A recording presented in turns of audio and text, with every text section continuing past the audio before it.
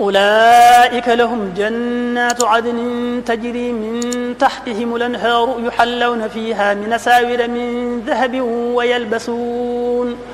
ويلبسون ثيابا خضرا من سندس واستبرق متكئين فيها على الأرائك نعم الثواب وحسنت مرتفقا.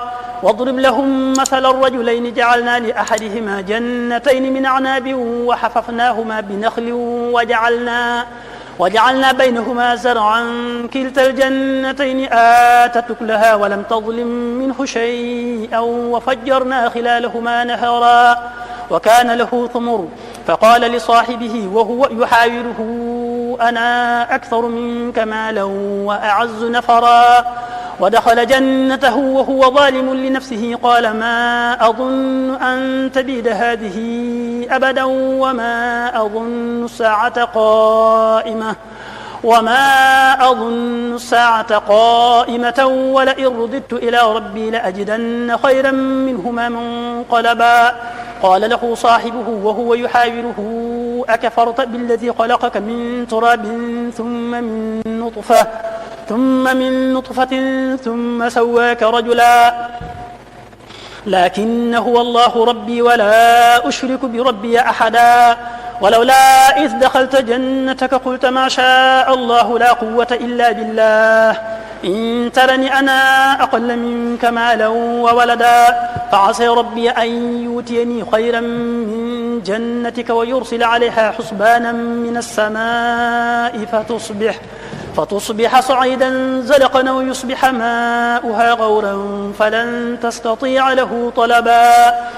وأحيط بثمره فأصبح يقلب كفيه على ما أنفق فيها وهي خاوية على عروشها ويقول يا ليتني لم أشرك بربي أحدا ولم تكن له فئة ينصرونه من دون الله وما كان منتصرا.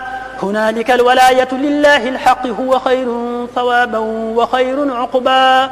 واضرب لهم مثل الحياة الدنيا كماء إن أنزلناه من السماء فاختلط به نبات الأرض فأصبح هشيما تذروح الرياح وكان الله على كل شيء مقتدرا.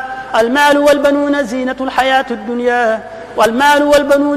الحياة الدنيا والباقيات الصالحات خير عند ربك ثوابا وخير نملا. ويوم نسير الجبال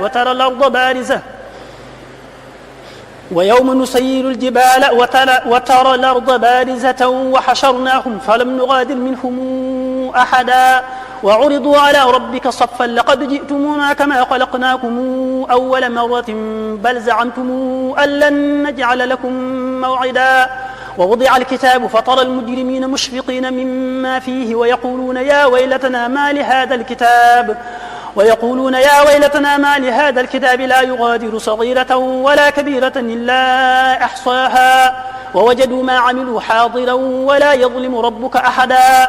وإذ قلنا للملائكة اسجدوا لآدم فسجدوا إلا إبليس كان من الجن ففسق عن أمر ربه أفتتخذونه وذريته أولياء من دوني وهم لكم عدو بئس للظالمين بدلا. ما أشهدتهم خلق السماوات والأرض ولا خلق أنفسهم وما كنت متخذ المضلين عضدا.